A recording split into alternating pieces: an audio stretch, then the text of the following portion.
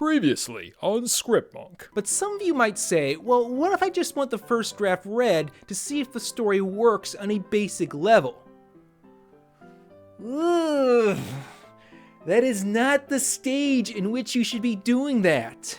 You should have done that before writing anything, at the outline stage. If you don't work your story structure out beforehand, you're gonna have a bad time. Hello, namaste, and welcome if you are new.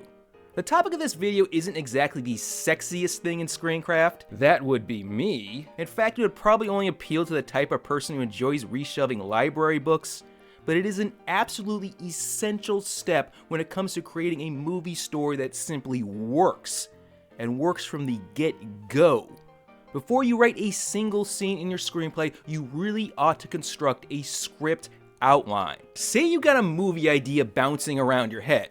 Well, you could just sit down and start writing it in the hopes that you'll figure things out as you go along, but that's like trying to build a house without a blueprint. Without a plan, all sorts of things can go wrong. Your script might end up way too long, or way too short, or be an unstructured mess that's unfocused, confusing, and filled with 1,000 holes. And as the old proverb goes, the tree that grows crooked cannot be made straight. It is really hard to overcome a janked up first draft, because the first draft tends to lock things into place. And then all the tweaking in the world isn't going to solve its problems unless the writer tears everything down and starts over. But you could have fixed all these problems from the start with a proper outline.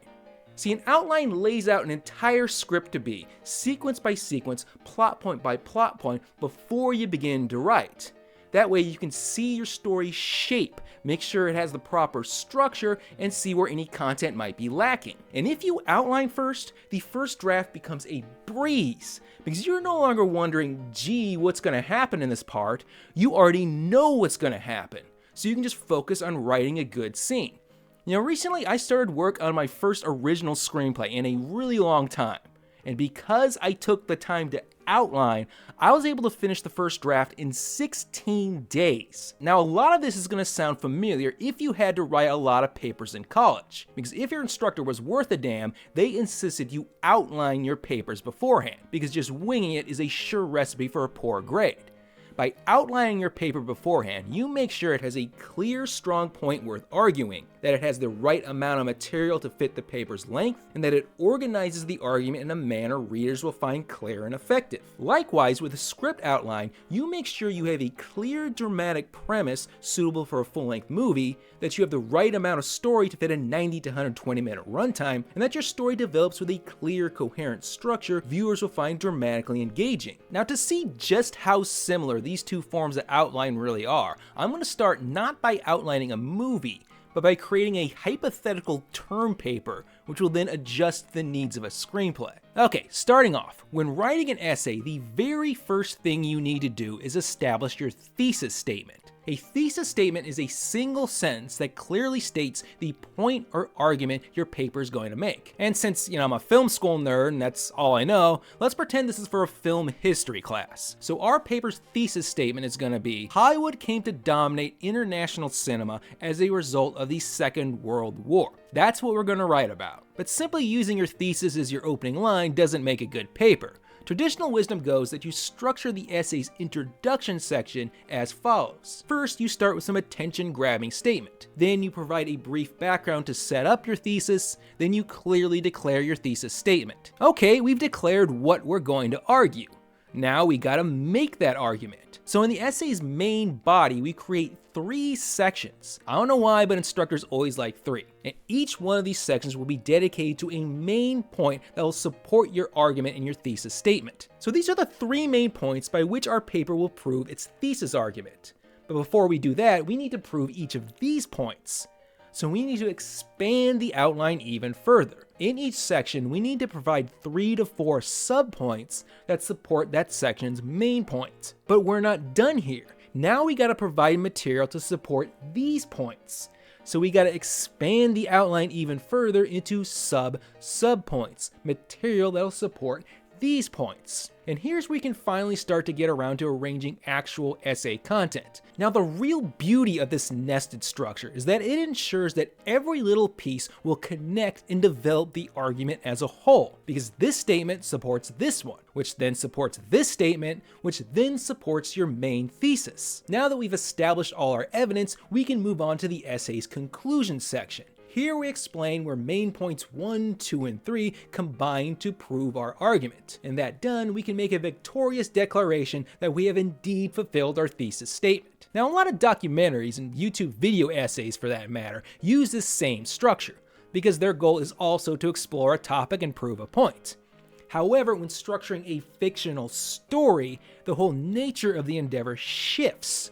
From that of an author trying to resolve an argument through logic and reason, to that of a fictional character trying to resolve a problematic situation through physical action. As such, the goal of a story outline isn't to chart the development of an argument towards a logical conclusion, but to chart the changes and developments of a story situation as it develops towards a certain dramatic conclusion. Yet still, with a few tweaks and changes, a feature film story outline remains remarkably similar to that of an essay. The first thing you might notice is that the introductory sequence of any traditional feature film has the exact same structure as an essay's introduction. First, the movie grabs the audience's interest with its opening scenes. Then it briefly establishes some background to set up the drama to be. Then it ends with the story's inciting incident. Now, the inciting incident is the dramatic equivalent to an essay's thesis statement, because just like a thesis, it establishes an issue that must be resolved and lays the early groundwork for how that resolution will occur. Yet while a thesis statement makes us ask, will the author prove their point? An inciting incident makes us ask, will the characters resolve the problem? So just like in an essay, the inciting incident ends the introduction and sends us into the main body of the narrative.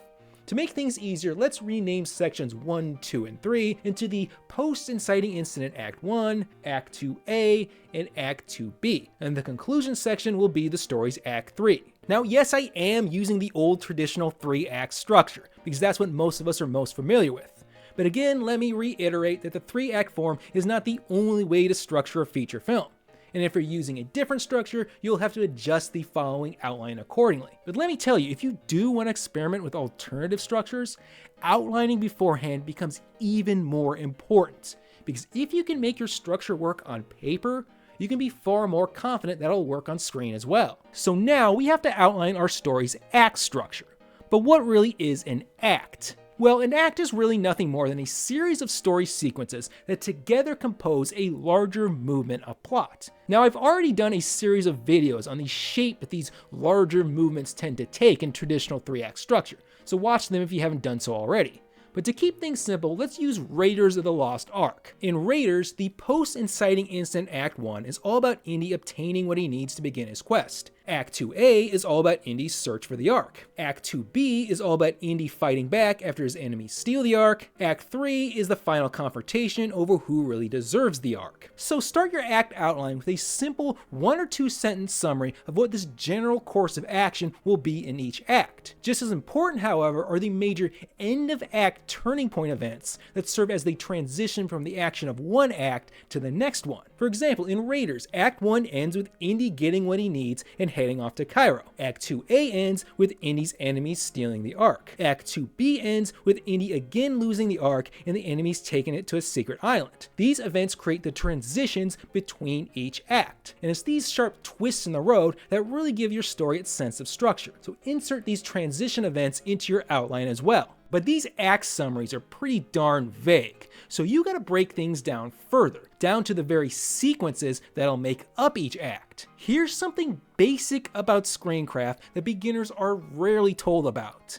Feature films are structured in story sequences, usually 3 or 4 in each act, each with its own individual focus of action. Now, I've yet to do a video on story sequences, but they're thoroughly explained in my book Screenwriting Down the Atoms. And they're also introduced in the free 4-chapter Absolute Essentials edition, which you can download from any reputable ebook site. So, in your outline, break each act down to its series of individual sequences. Consider what needs to occur one sequence at a time to move the story situation from what it is at the beginning of the act to what it shall be at the end of the act. For example, in Raiders, Act 2A begins with Indy arriving in Cairo. It ends with the Nazis stealing away the Ark. So, what needs to occur sequence by sequence to get from this to this? Well, in sequence A, Indy arrives in Cairo, but is made quickly aware that his enemies know of his presence and want to stop him. So, in sequence B, Indy uses stealth to locate the Ark's burial site right under his enemies' noses. And because of that, in sequence C, Indy goes into the burial site and retrieves the Ark, leading him right to here, the end of Act 2A turning point. Likewise, Act 2B is all about Indy directly fighting his enemies to get the Ark back, only to lose it once again.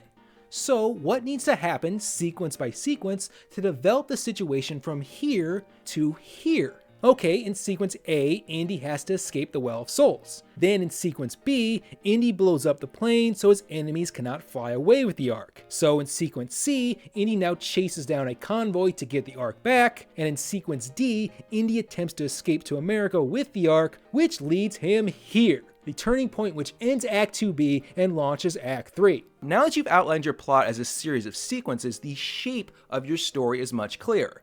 But these sequence summaries are still pretty vague, so now you gotta break your outline down even further, down to the very scenes that make up each sequence. For each sequence, consider what must occur, scene by scene, to move the story situation from what it is at the start of the sequence to what it shall become at its end. And if you do this for every sequence and every act, you'll end up with a full scene-by-scene story outline for you to use as a guide when you write your first draft. And the beauty of outlining in this manner is that, just like in an essay, it ensures that every little piece works to support the whole. Just like in an essay where this point supports this one, which supports this one, in your script outline, the action of the scene will work to develop the sequence, which works to develop the act, which works to develop the story as a whole. I don't really have room here to go into these embedded levels of story structure, but it's an important part of my book Screenwriting Down to Atom, so pick up a copy if you're interested. There's links in the description below. But now that you have a full script outline, you can see the entire shape of your story at a glance and identify any areas that might be lacking. Does your premise really have what it takes to fill out a full 3-act structure? Is the action focused, or does it just wander around? Are there clear connections between your story events? Are there blank areas where nothing really seems to be happening? Are you trying to do too much with your story or try to cram things in that doesn't belong? You can fix these problems now instead of getting stuck with them in a messy first draft. The better prepared your outline, the more likely you are to end up with a good, workable screenplay. Figure out what works first before committing it to writing. But if you're a beginner, you might be unsure whether what you've outlined will actually work. Well, I can help you with that. In my last video, I said I'd start providing feedback on completed screenplays. But I'm also providing an option if you just want to send me your outline, so you can make sure every bone is in its right place before you begin. Watch that video for the details, and I provided a link to the submission form in the description below. If you're submitting an outline to me, I don't really need a full scene-by-scene breakdown, especially since you might not have reached that stage yet. Just a good 1 to 2 sentence summary of what happens in each sequence will totally suffice. Also, whether you're submitting it to me or just writing for yourself, it's also a really good idea to start your outline with your log line. Now, usually a log line is something you write afterwards to try to interest people into reading your screenplay. But at this stage, what a log line means is a simple 2 to 3 sentence summary of your story premise, who the main character is, and the 5 elements of the story spine. Oh, you don't know what a story spine is?